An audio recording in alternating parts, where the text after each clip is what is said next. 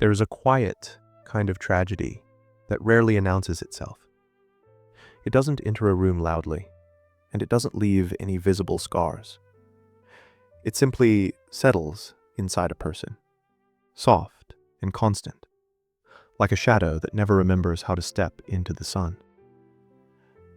The tragedy of never feeling like enough often begins in silence, in moments too small for anyone else to notice.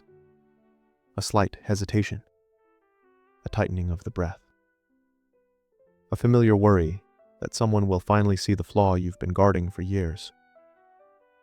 People who live with this feeling rarely speak of it. They learn to function, to smile, to exceed expectations. Yet, deep down, there is an invisible ledger, a belief that every accomplishment is temporary, that every compliment is borrowed, that enough is a horizon they can see, but never reach. It often begins long before a person realizes it, not with a dramatic moment or a clear turning point, but with a faint shift in how they move through the world. A subtle tightening in their chest when someone pays them a compliment. A quiet unease when they succeed at something that should make them proud. A strange habit of brushing off their own efforts, as though acknowledging them would expose something fragile. People who carry the feeling of never enough rarely recognize it at first. To them, it feels like simply being realistic, being humble, being cautious. They believe they're just trying to be better, trying to keep up, trying not to fall behind. They don't yet see how often they search for the flaw in themselves long before searching for the truth. This is the quiet recognition. Not loud, not sudden, but always persistent. It shows up in the smallest moments. When someone says, "You did great," and their mind instantly whispers, "They're just being nice." When they look at their work and only notice what could have been better. When they walk into a room and instinctively shrink, hoping no one looks too closely. They become experts at meeting expectations, sometimes even surpassing them.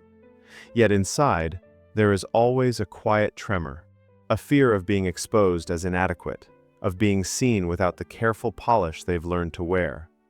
People often assume this feeling is tied to failure, but more often, it appears in success.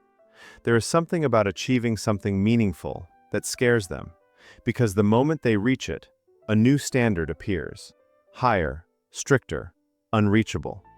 Every accomplishment becomes a temporary shelter instead of proof of their capability. They live in a constant readiness to justify themselves, even when no one is asking. In conversations, they listen more than they speak, not because they lack thoughts, but because they fear their voice won't land the right way. They become apologizers, over-explainers, peacemakers. They say sorry before they say hello. They rehearse sentences in their mind, not to sound impressive, but to avoid the quiet dread of saying something wrong. There is often a moment in adulthood, sometimes small, sometimes barely noticed, when they begin to sense the pattern. Maybe someone tells them they're too hard on themselves. Maybe they catch themselves downplaying an achievement they worked tirelessly for. Maybe they realize they constantly compare themselves to people who aren't even aware they're being measured. And in that moment, something shifts. Not fully, not dramatically, but enough for a tiny opening to appear. A question they've avoided for years begins to whisper, "Why does nothing ever feel good enough for you?" This question doesn't accuse, it observes. And the person who lives with this quiet tragedy may feel a strange mixture of sadness and understanding. Because somewhere deep inside, they know this feeling didn't come from nowhere.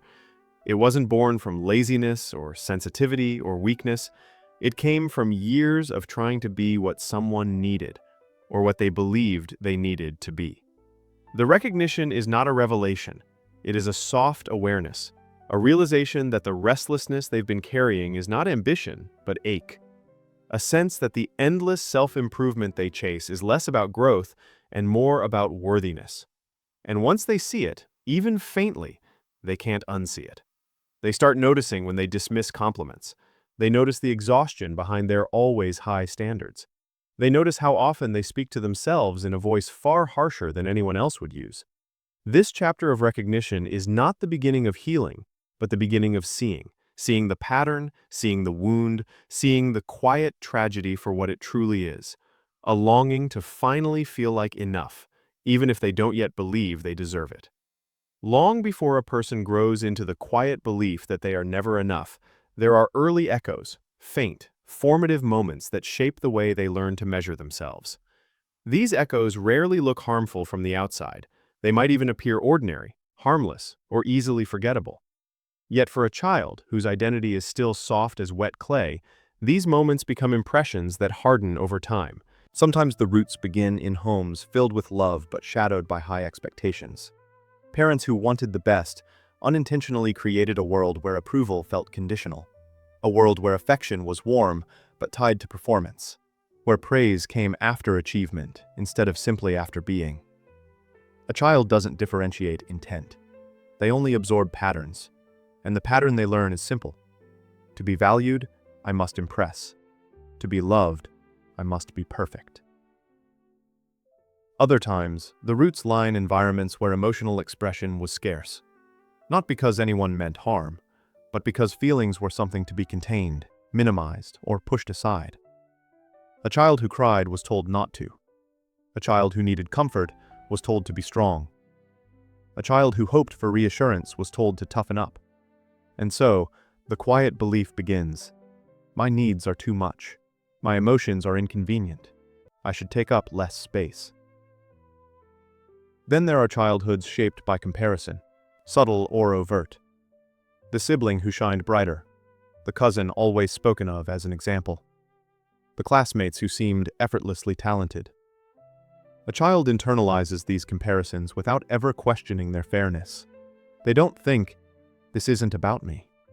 Instead, they whisper to themselves, I must try harder. And when trying harder doesn't lead to the same praise, the whisper changes. Maybe I'm not enough. Some children grow up with adult responsibilities too early. They become the peacemaker, the caretaker, the one who reads the room before they even understand their own feelings. They learn that keeping harmony is more important than expressing discomfort. They become hyper-aware of others' needs and unaware of their own. In this world, worth is not something innate. It is earned by what they provide.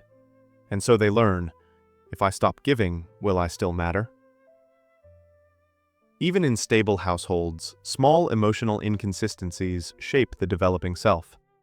A distracted parent, a teacher with sharp words, friends who withdrew without explanation, a moment when a child needed reassurance and instead received silence. None of these experiences are dramatic on their own, but children don't evaluate moments individually.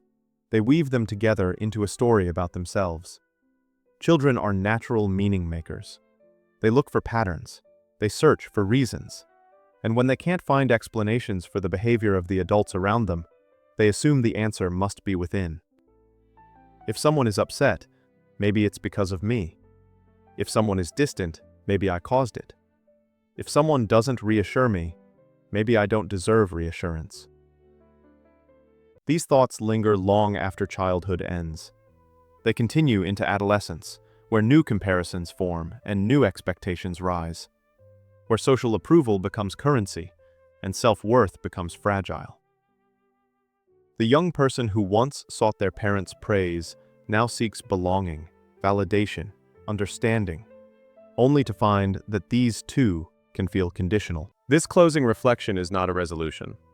It is an invitation to keep living with awareness, with softness, with truth.